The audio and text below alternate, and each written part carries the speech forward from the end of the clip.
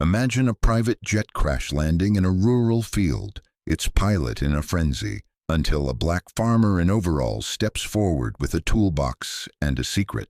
Dismissed as a nobody, he fixes the plane with uncanny skill, only for the pilot to freeze upon reading his name tag. This is the tale of a forgotten genius reclaiming his legacy, one wrench turn at a time.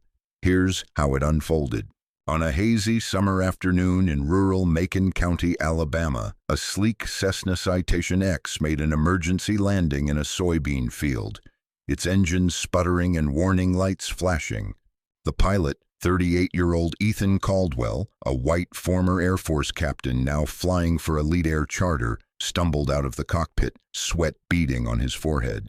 The plane's left engine had overheated. The GPS was offline and the electrical system was fritzing, a perfect storm of failures.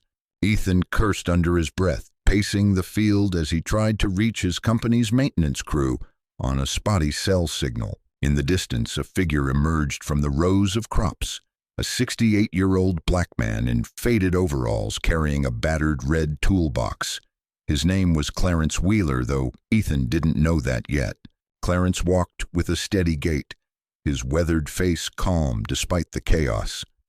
"Looks like you landed where you didn't plan to," he said, his voice low and measured. "I can take a look if you want." Ethan, frazzled and skeptical, barely glanced at him. "No offense, old man, but this is a $20 million jet, not a tractor. I need a professional." Clarence's lips twitched, but he didn't flinch.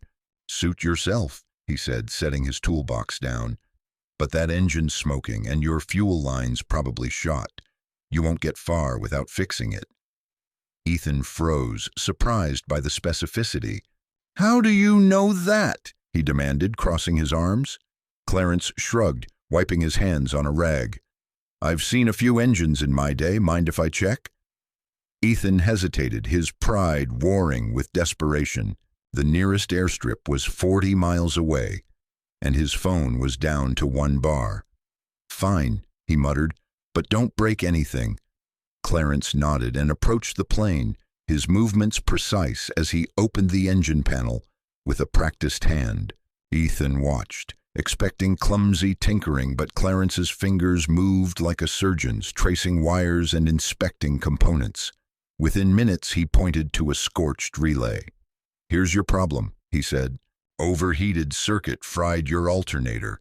Fuel pumps struggling too, probably a clogged injector." Ethan's jaw dropped. "You're telling me you figured that out in 10 minutes? Clarence didn't look up, already loosening a bolt. "I've had practice." Ethan squinted at the man's overalls, noticing a faded patch on his chest. C. Wheeler, FAA Certified Chief Engineer. His stomach lurched. The name rang a bell, but he couldn't place it. "Wait a second," Ethan said, stepping closer. "Who are you?" Clarence kept working, his voice steady. "Just a farmer now, used to tinker with planes like this one." Ethan's skepticism morphed into unease. He'd trained on jet engines at the Air Force Academy, and the name Wheeler was familiar, tied to textbooks maybe, or old engineering journals. "No way," he muttered, pulling out his phone to search, but the signal was gone. Clarence, unfazed, continued his repairs, jury rigging a bypass for the faulty circuit and clearing the fuel line with a makeshift tool.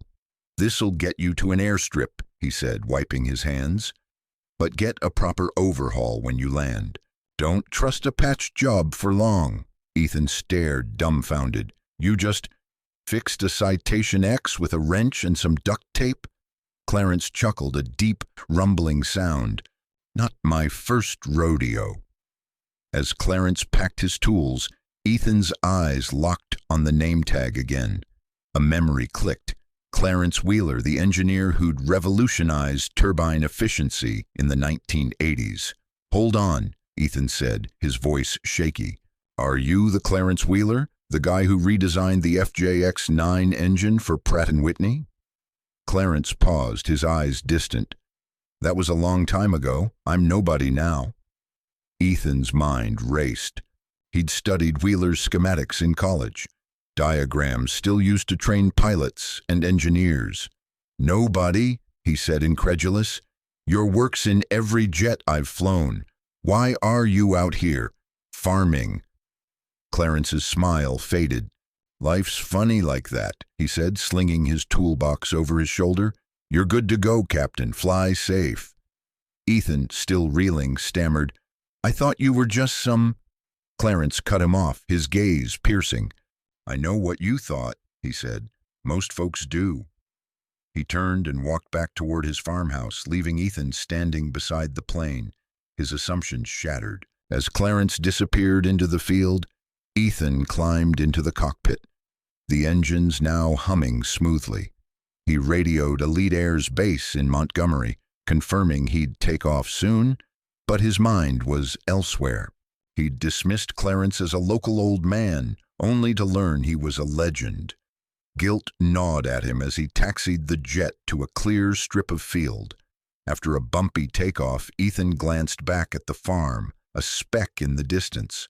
He landed safely at Montgomery Regional Airport an hour later, where mechanics swarmed the plane, marveling at the makeshift repairs.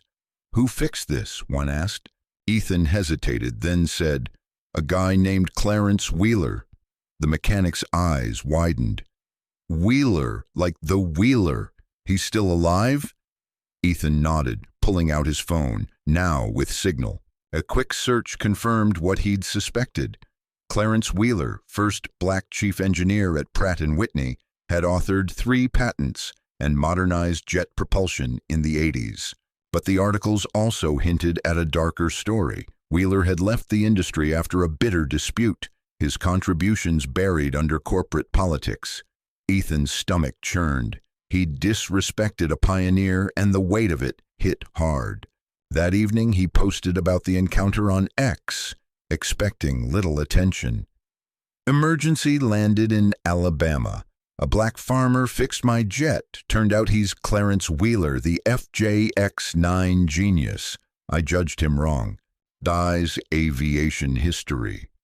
The post went viral, racking up thousands of shares. By nightfall, aviation forums buzzed with Wheeler's name, and a local reporter reached out to Ethan, hungry for the story. Clarence, back at his farmhouse, was unaware of the growing storm. He sat on his porch, sipping coffee, staring at the stars. His barn held relics of his past, old blueprints, a dusty FAA certificate, but he'd long since buried those days. Or so he thought. The X post by Ethan Caldwell lit up the internet like a flare. By morning, Clarence Wheeler was trending, with over 200,000 mentions and a flood of comments. "This man's a legend and he's been forgotten.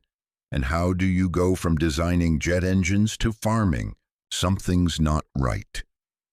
Aviation enthusiasts, historians, and activists dug into Clarence Wheeler's story, unearthing articles and obscure interviews from the 1980s. The truth emerged in fragments. Clarence, the first black chief engineer at Pratt & Whitney's Alabama division, had revolutionized the FJX-9 engine, earning 3 patents and industry acclaim. But in 1989, he'd abruptly left after a public clash with executives who'd sidelined him for promotions and credited his work to others. Whispers of systemic racism followed, but Clarence had vanished from the spotlight, retreating to his Macon County farm. Now at 68, he was back in the public eye, whether he wanted to be or not. In Montgomery, Ethan sat in a coffee shop, scrolling through the X thread, guilt gnawing at him. His post had sparked a movement, but he couldn't shake the memory of his dismissive tone toward Clarence. He called his old Air Force instructor, Dr. Linda Hayes, a historian of aviation technology. "Is this guy really the Clarence Wheeler?" he asked.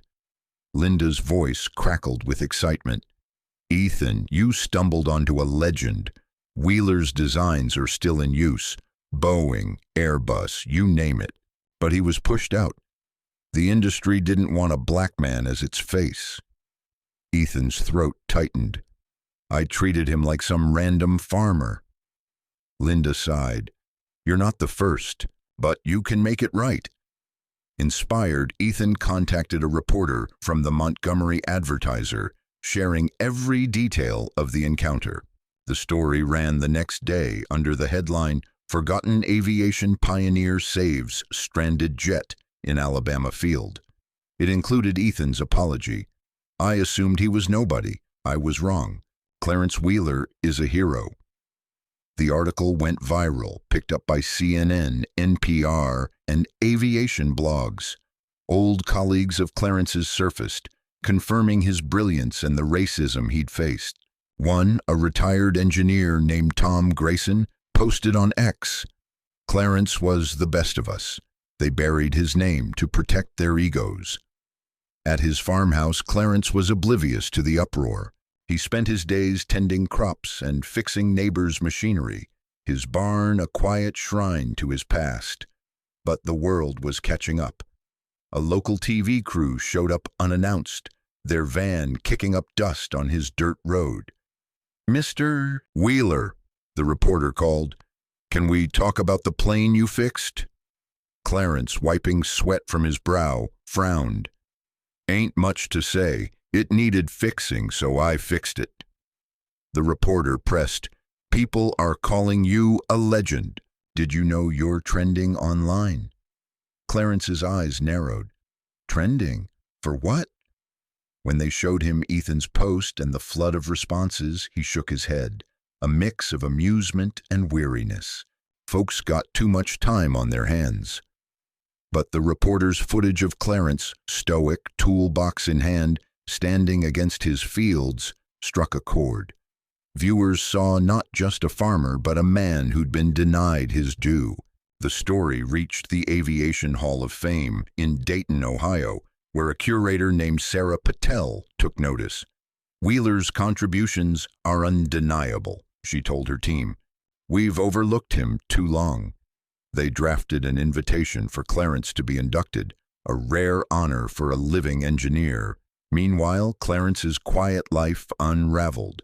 His mailbox overflowed with letters from admirers, students, and even Boeing, offering a belated apology for past oversights. A group of Tuskegee University engineering students drove to his farm, begging him to mentor them. "You're why we're here," one said, showing him a textbook with his FJX9 schematics. Clarence, moved but guarded, invited them in for lemonade. "I ain't no teacher," he said, "but I can show you a thing or two." The students left inspired, posting about the visit on X, further fueling the La Clarence Wheeler movement. Ethan, determined to make amends, flew back to Alabama a week later, landing at Montgomery Regional Airport. He rented a car and drove to Clarence's farm, clutching a copy of his old textbook, its pages dog-eared at Wheeler's designs. When he knocked, Clarence answered, his expression wary. "Captain," he said, leaning against the doorframe, "didn't expect to see you again." Ethan swallowed hard. "Mr. Wheeler, I owe you an apology. I judged you and I was dead wrong. Your work. It's why I'm a pilot." He held out the textbook. "You signed my career before I even met you." Clarence took the book, flipping through it with a faint smile. "This old thing," he murmured. "Didn't know they still used it." Ethan hesitated, then added, "The world's talking about you now. The Aviation Hall of Fame wants to honor you." Clarence's smile faded. "I don't need plaques," he said. "I needed respect back then, and they didn't give it." Ethan nodded, understanding the weight of those words. "Then let me help you get it now," he said. Clarence studied him, then gestured to a chair on the porch. "Sit, let's talk." Over coffee, Clarence shared snippets of his story, the late nights designing engines, the colleagues who'd erased his name from reports, the executives who'd called him arrogant for demanding credit. "I left because I was tired of fighting," he said. "This farm, it's where I found peace." Ethan listened, humbled. "You're still fighting," he said. "You fixed my plane. You showed me up without even trying." Clarence chuckled. "Maybe so." As Ethan left, Clarence made a decision. He didn't want fame, but he saw the kids on X, the ones calling him a role model. The next day, he cleared out his barn, dusting off old tools and blueprints. With help from the Tuskegee students, he turned it into a workshop, offering free mechatronics classes for local teens. "Y'all want to learn," he told the first group, mostly Black and Latino kids from nearby towns. "Then pay attention. Engines don't care about your skin." The classes filled up fast and word spread. A local foundation donated $50,000 to expand the program, naming it the Wheeler Mechanics Academy. Clarence, reluctant at first, agreed to lead it, but he declined the Hall of Fame induction. "Give it to someone who's still climbing," he wrote in his refusal letter. "I'm where I belong." Months later, Ethan visited the workshop, now bustling with students building drones and tinkering with circuits. Clarence, in his overalls, was showing a girl how to calibrate a motor. Ethan watched, awestruck.